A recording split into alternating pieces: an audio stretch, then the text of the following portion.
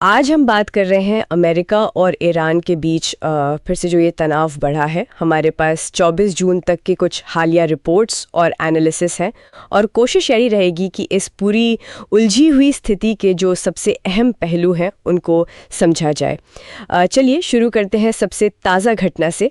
Iran ने 23 जून को Qatar में अमेरिका का जो अल उदीद एयर बेस है उस पर करीब 14 मिसाइलें दागी। लेकिन इसमें ख़ास बात यह है कि मतलब कोई जानी नुकसान नहीं हुआ, नहीं कोई बड़ी तबाही हुई। तो क्या ये बस एक सांकेतिक हमला था दिखाने के लिए? हाँ, लगता तो बिल्कुल ऐसा ही है। देखिए, ये शायद अमेरिका के उन हवाई हमलों का एक तरह से जवाब था जो उन्होंने ईरान के 3 परमाणु ठिकानों पर किए थे, फॉर्डो, इस्फहान और नतांज। और उन हमलों के साथ ही अब अमेरिका इसराइल के अभियान में सीधे तौर पर शामिल हो गया है। अमेरिकी रक्षा सूत्रों का तो कहना है कि उनके हमलों से ईरान के जो अंडरग्राउंड ठिकाने हैं उनको गंभीर नुकसान पहुंचा है। हालांकि वो नुकसान कितना है इसका पूरा आकलन अब अभी चल रहा है। अच्छा, तो अमेरिका अब सीधे संघर्ष में है और फिर एकदम से ये बात आई कि राष्ट्रपति ट्रंप ने कतर के मध्यस्थता से 24 जून से इजराइल और ईरान के बीच एक पूर्ण और समग्र युद्ध विराम का ऐलान कर दिया। ये थोड़ा अचानक नहीं था? बिल्कुल बिल्कुल अचानक था। लेकिन देखिए, ये शांति ना ज्यादा देर टिक नहीं पाई।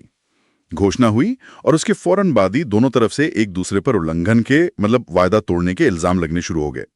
इजरायली रक्षा मंत्री ने तो साफ साफ कहा कि युद्ध विराम के उल्लंघन के जवाब में तेहरान पर नए हमले किए गए हैं। दूसरी तरफ ईरान इस बात से इनकार कर रहा है। वो कह रहा है कि उसने कोई उल्लंघन नहीं किया है। तो सवाल यही है कि युद्ध विराम असल में जमीन पर है भी या बस कहा गया है। सही बात है। अच्छा, उन अमेरिकी हमलों पर वापस आते हैं जरा। आपने कहा गंभीर नुकसान।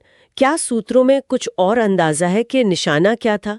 मतलब किस तरह का असर हुआ होगा? हाँ, कुछ विश्लेषकों का इशारा है कि खासतौर पर जो सुरंगों के एंट्री पॉइंट हैं और जमीन के नीचे बने स्ट्रक्चर हैं उनको निशाना बनाया गया।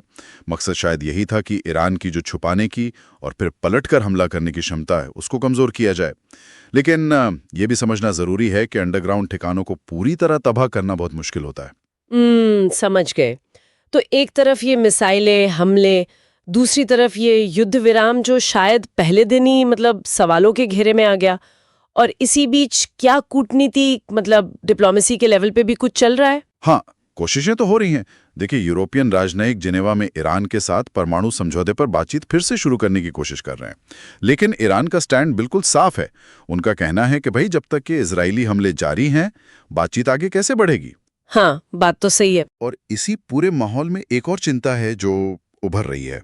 अमेरिका का जो होमलैंड सिक्योरिटी डिपार्टमेंट है, उन्होंने चेतावनी दी है कि ईरान से जुड़े जो हैकर समूह हैं वो अमेरिकी नेटवर्क पर, खासकर जो कमजोर सिस्टम्स हैं उन पर साइबर हमले तेज कर सकते हैं। ओह, तो अगर हम इन सारी चीजों को एक साथ रखकर देखें तो मोटी मोटी बातें क्या निकल रही हैं?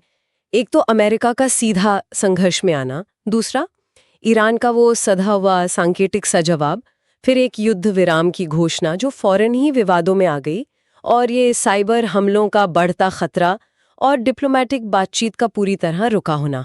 यही है ना? हाँ, बिल्कुल। और यहाँ सबसे दिलचस्प पैटर्न जो दिख रहा है वो ये है कि देखिए, सैन्य तनाव बढ़ाने वाले कदम भी उठाए जा रहे हैं और साथ ही साथ शांति की कोशिशों की बात भी हो रही है। ऐसा लग रहा है कि फिलहाल कोई भी पक्ष शायद पूरी तरह से जंग में नहीं उतरना चाहता, बल्कि एक तरह का नपा-तुला कंट्रोल टेंशन बनाए रखने की कोशिश हो रही है। शायद दोनों एक दूसरे की सीमाएं देख रहे हैं। ये कंट्रोल टेंशन वाली बात ये सोचने वाली है, इस माहौल में जहां एक तरफ सीमित टकराव चल रहा है और दूसरी तरफ एक बेहद नाजुक सा युद्ध विराम है। क्या आपको नहीं लगता कि जरा सी चूक या कोई गलत फहमी इस पूरे मामले को एकदम से हाथ से बाहर कर सकती है?